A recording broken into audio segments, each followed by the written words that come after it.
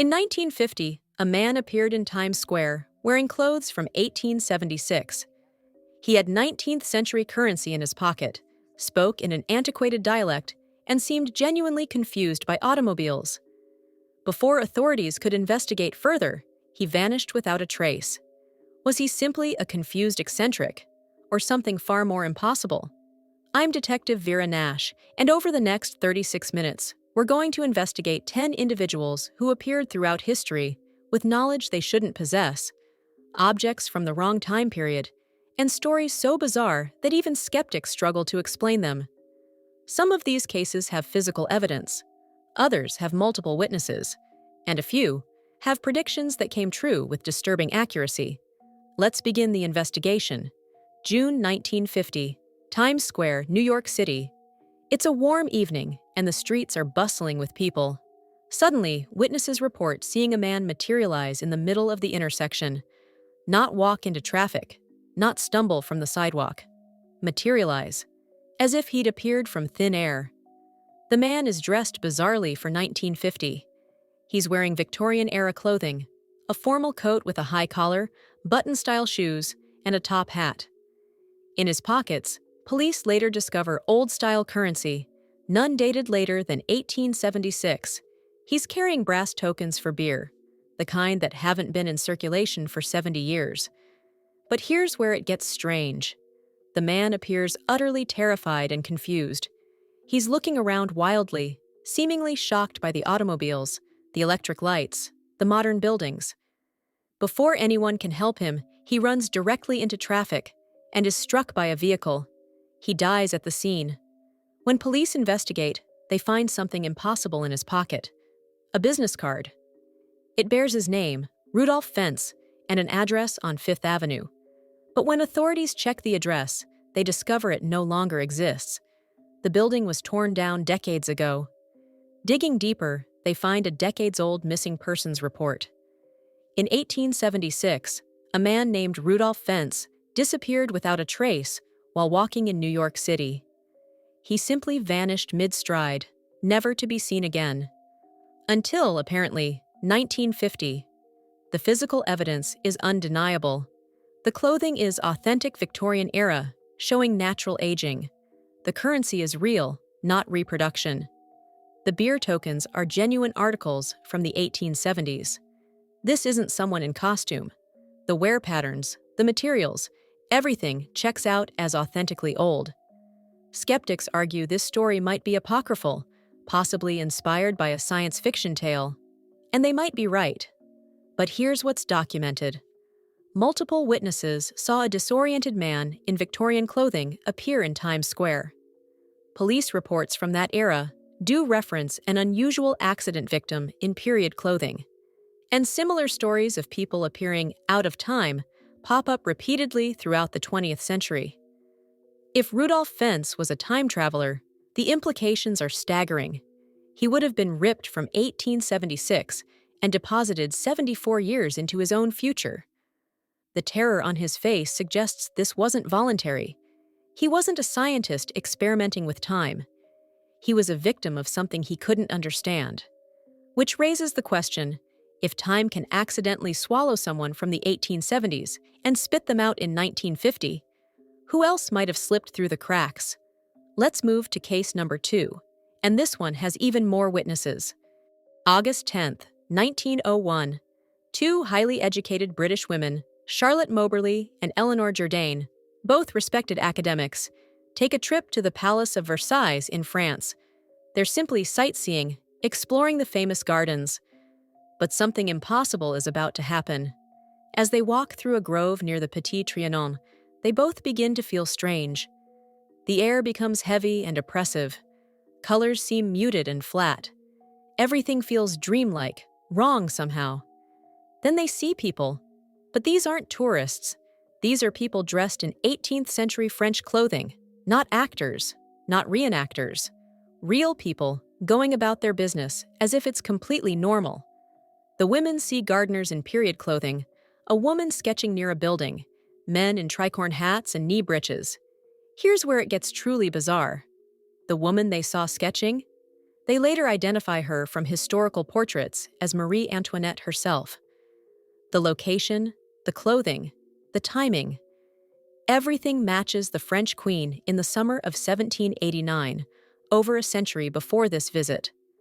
Both women experienced the exact same vision. Independently, before comparing notes, they wrote down what they'd seen. The descriptions match perfectly. These aren't hallucinations or false memories.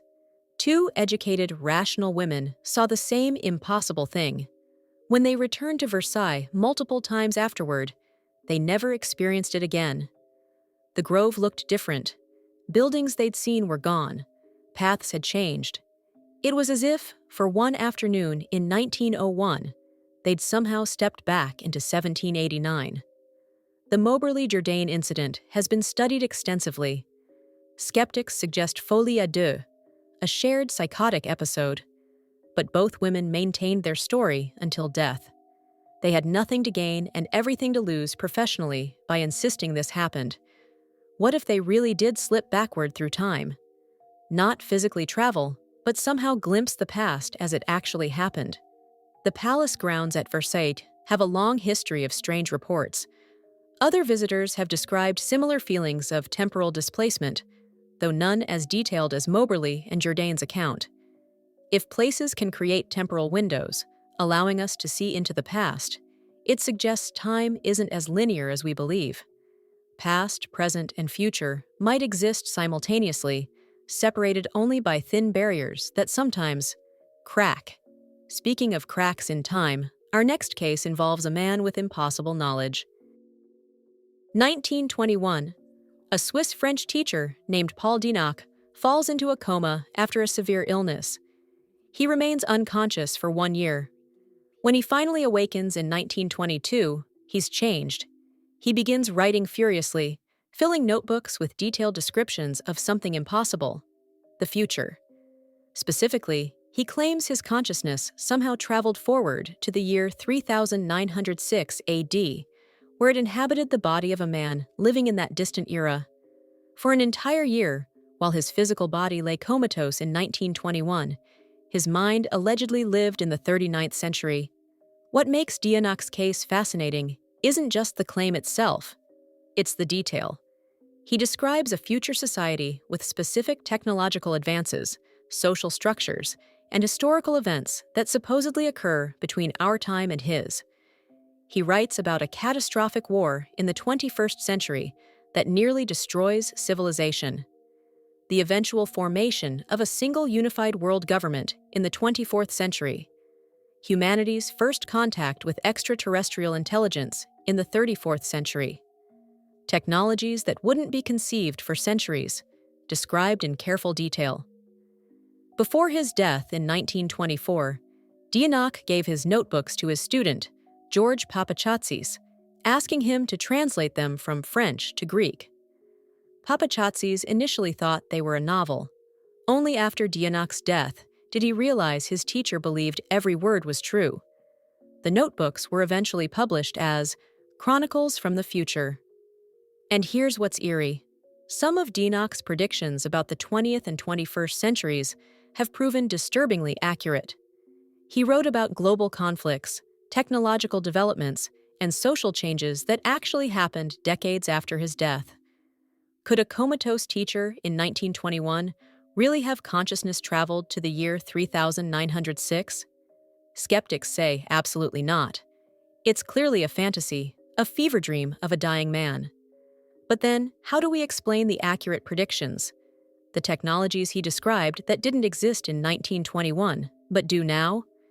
Dienach himself never sought fame or profit from his experience. He simply wrote it down, gave it to a student, and died. There was no hoax, no scam, no attempt to profit. Just a man desperately trying to record something he experienced before the memory faded.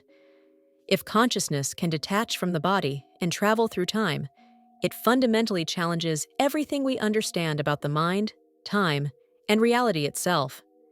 Dienach either had the most elaborate and accurate imagination in history, or he really did visit the future.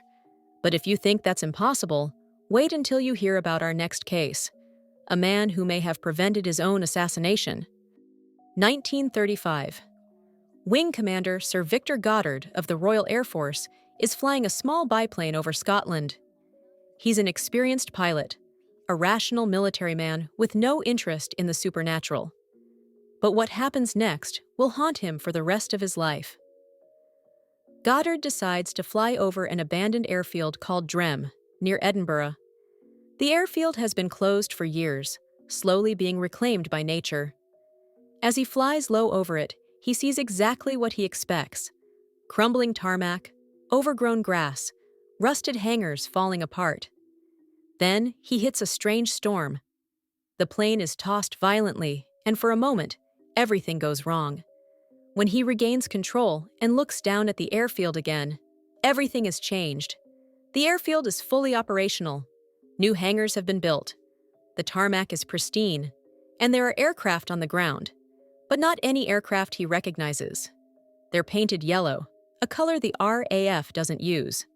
The mechanics working on them are wearing blue overalls, not the brown overalls standard in 1935.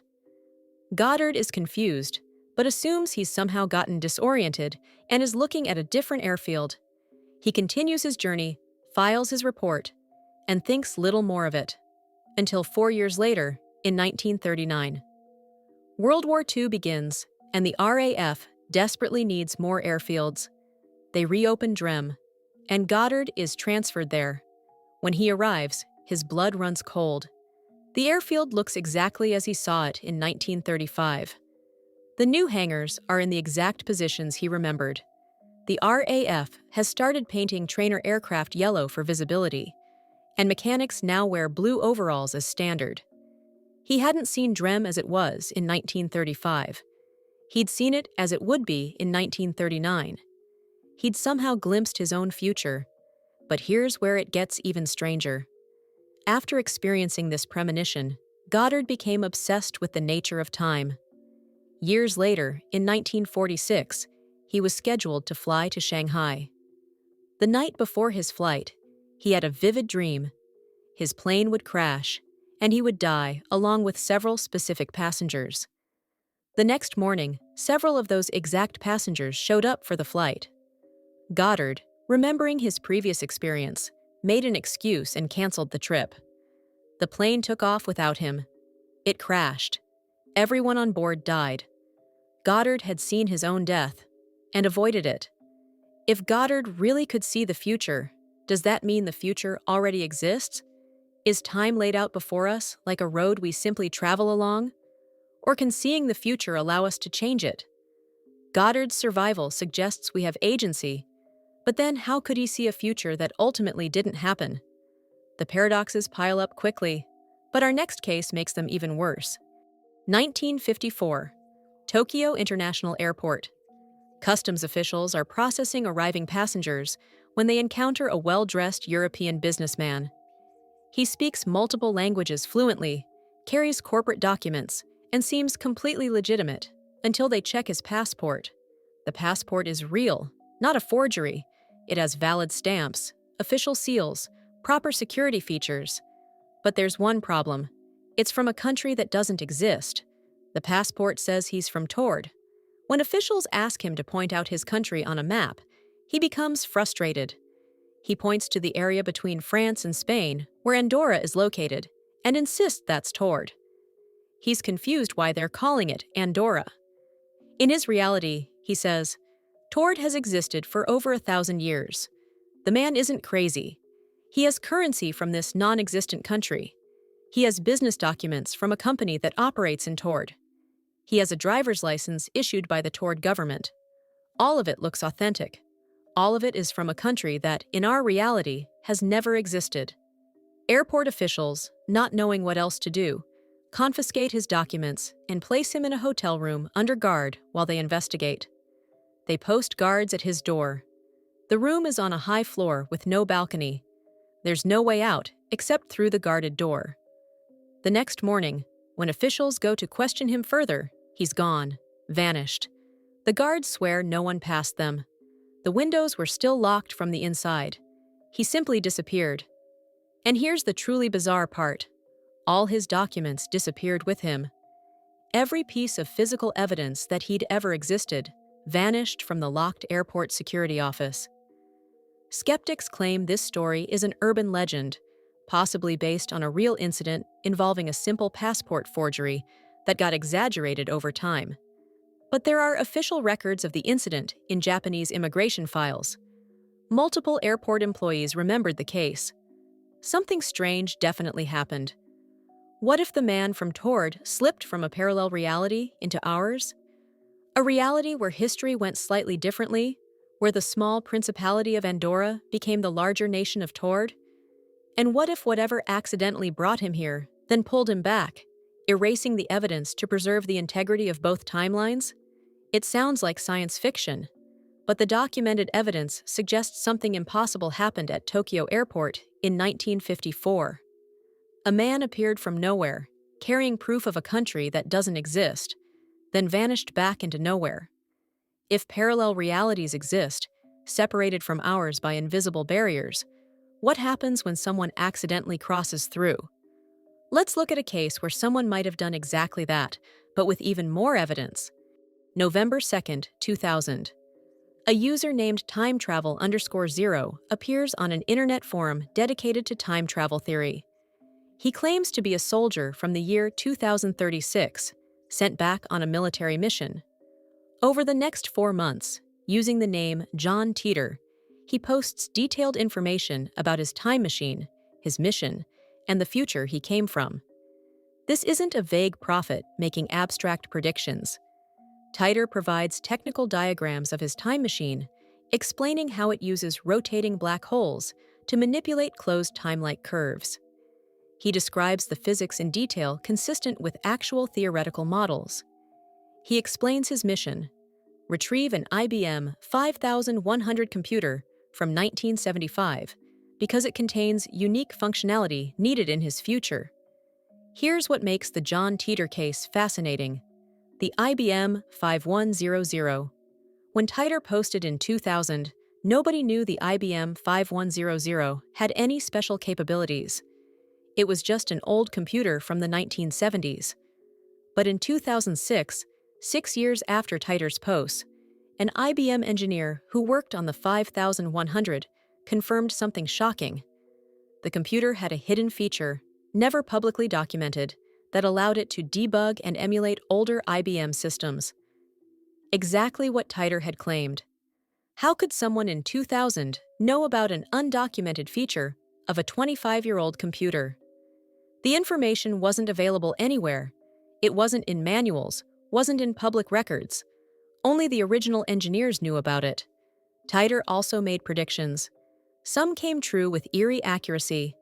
He predicted increasing civil unrest in the United States, the growth of surveillance technology, and specific political developments. Others didn't happen at all, like his prediction of an American Civil War beginning in 2004.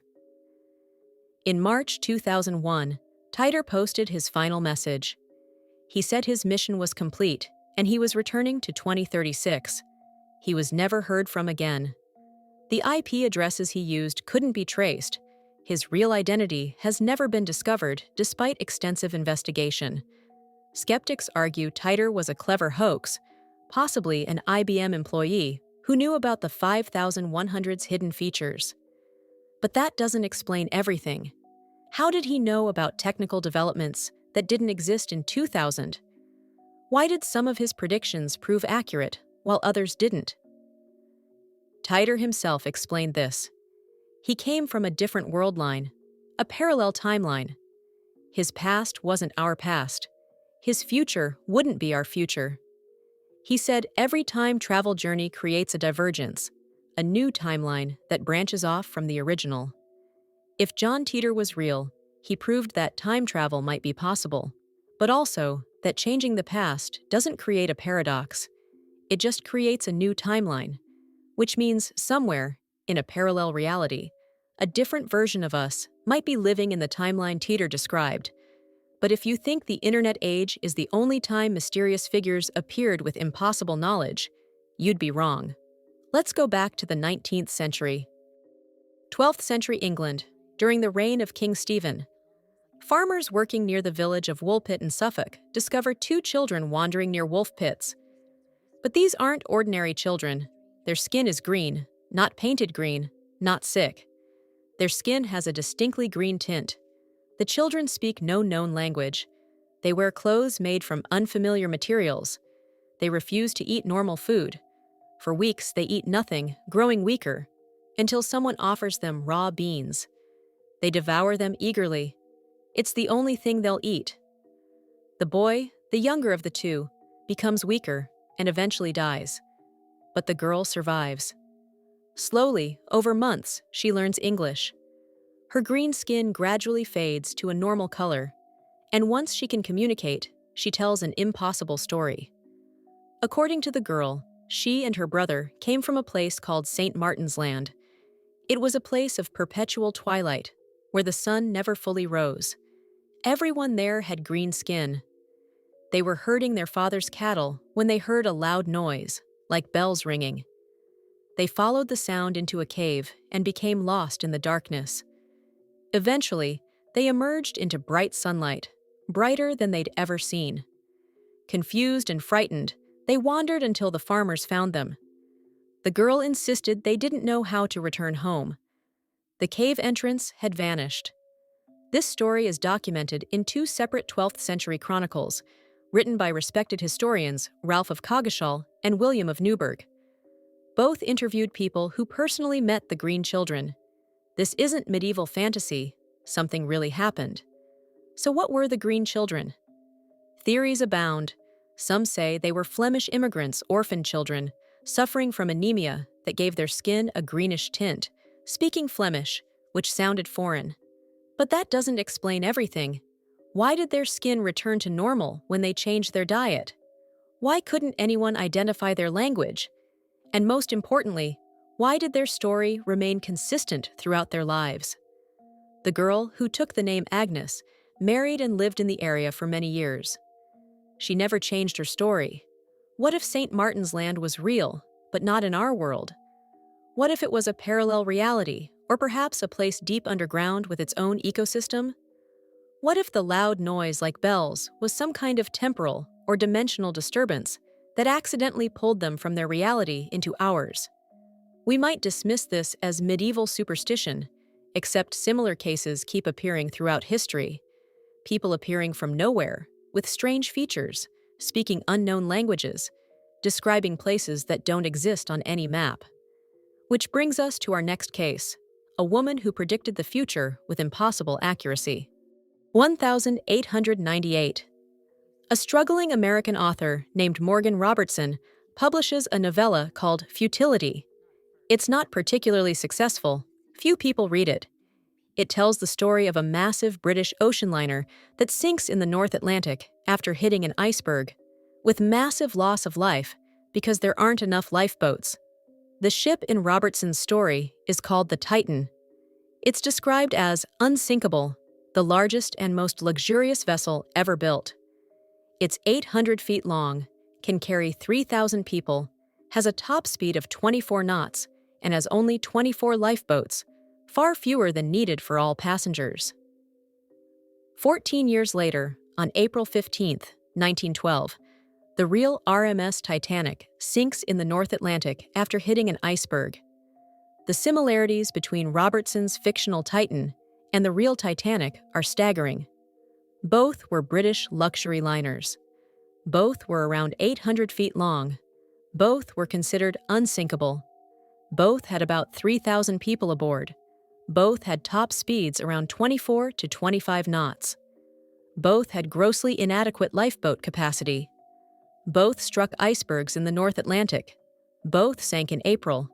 Even the names are nearly identical. Robertson described details that wouldn't become standard on ocean liners for years. He specified the number of propellers, the configuration of the watertight compartments, even the approximate location of the iceberg collision. All of it matched the Titanic disaster with eerie precision. When the Titanic sank, Robertson's book was republished and became a bestseller. People wanted to know, how did he know? Had he somehow seen the future? Reporters interviewed Robertson extensively. His answer was unsatisfying. I don't know. The story just came to me. Skeptics argue it's just coincidence. Robertson was a knowledgeable writer who understood ships. He extrapolated trends in shipbuilding and made educated guesses. The similarities, while striking, are just the result of logical deduction about how future ships would be built. But Robertson himself wasn't satisfied with that explanation. After the Titanic disaster, he became obsessed with the idea that he'd somehow received information from the future. He started experiencing what he called trances, where stories would come to him fully formed, as if he were channeling them from somewhere else. In another novella, he described a future war involving Japan attacking American forces with naval aircraft using a sneak attack strategy. Years later, Pearl Harbor happened, following remarkably similar circumstances. Was Morgan Robertson a time traveler? Probably not. But could he somehow access information from the future? Could his mind, during creative states, somehow reach forward through time and glimpse events that hadn't happened yet? If information can travel backward through time, even subconsciously, it has staggering implications. It means the future, in some sense, already exists. And some people might have the rare ability to perceive it. Speaking of perceiving impossible things, our next case involves a traveler who brought back something he definitely shouldn't have. 1928. Charlie Chaplin premieres his film The Circus at Grauman's Chinese Theater in Hollywood. A filmmaker named George Clark is shooting footage of the premiere. The footage shows crowds arriving at the theater, celebrities waving, typical premiere chaos. But in the background of one shot, something impossible appears. A woman walks past the camera, holding something to her ear and appearing to speak into it. She's having a conversation with nothing. Or more accurately, she's having a conversation on what looks exactly like a modern cell phone. This footage sat forgotten in archives for decades. In 2010, George Clark's great-grandson discovered it while digitizing old family films. When he looked closely at the footage and realized what he was seeing, he uploaded it to the internet. It went viral immediately. The image is clear. The woman is wearing 1920s clothing, but she's holding a small, dark rectangular object to her ear and appears to be speaking. Her mannerisms, her gestures, her behavior. It all looks exactly like someone on a cell phone call. But cell phones didn't exist in 1928. Radio technology was primitive. The first mobile phones wouldn't be invented for another 50 years. And even those early mobile phones were massive, car-mounted devices. Handheld cell phones didn't appear until the 1980s. Skeptics immediately offered explanations. She's holding a small radio. She's holding a hearing aid. She has a handkerchief and is touching her face. But none of these explanations fully work when you watch the footage.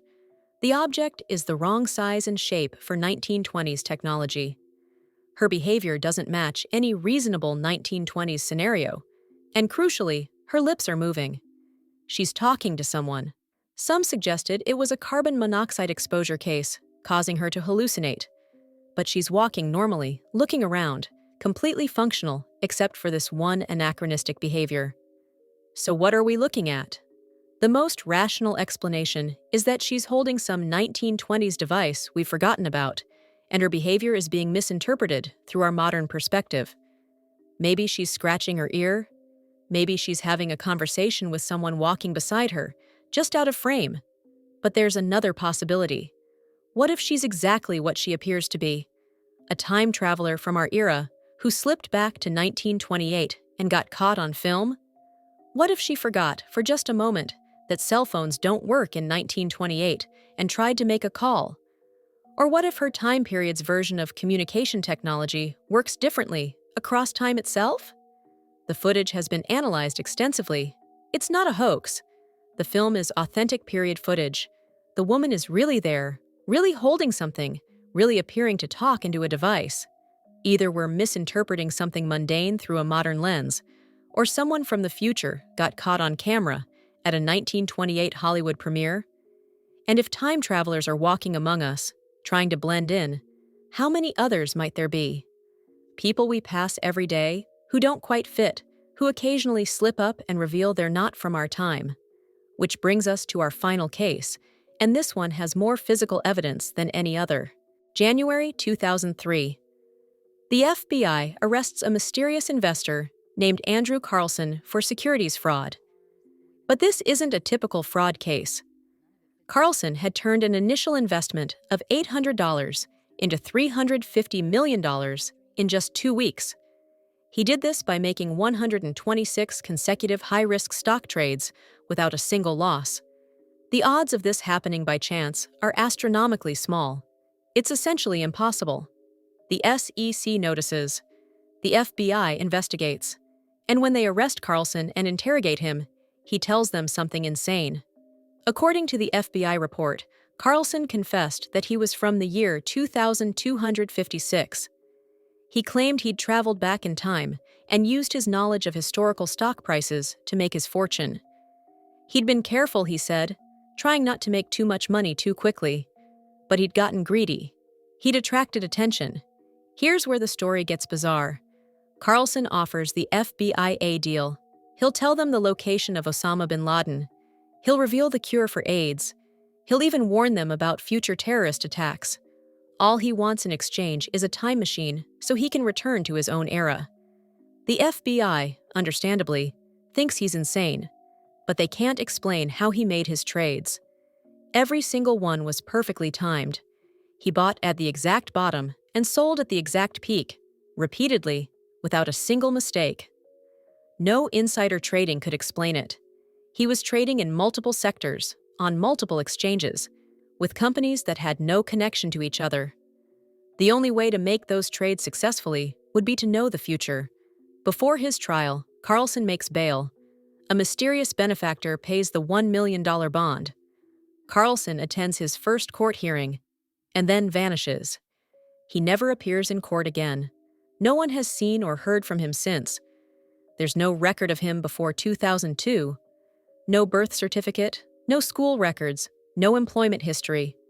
It's as if he appeared from nowhere in 2002 and disappeared back to nowhere in 2003. Skeptics insist the entire Andrew Carlssin story is a hoax, possibly started by a satirical website.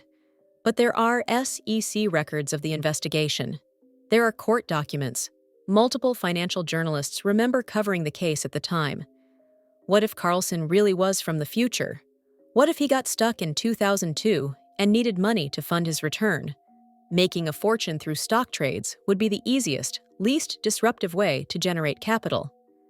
And when he got caught, when authorities started asking too many questions, his mysterious benefactor might have been an organization from his own time, extracting him before he could reveal too much. The fact that he vanished completely, with no trace, suggests something beyond ordinary fugitive behavior. People don't just erase their entire existence, unless they were never really part of our timeline to begin with. 10 cases. 10 individuals who appeared throughout history with impossible knowledge, anachronistic behavior, or evidence of being somewhere they shouldn't be. Some have more documented proof than others.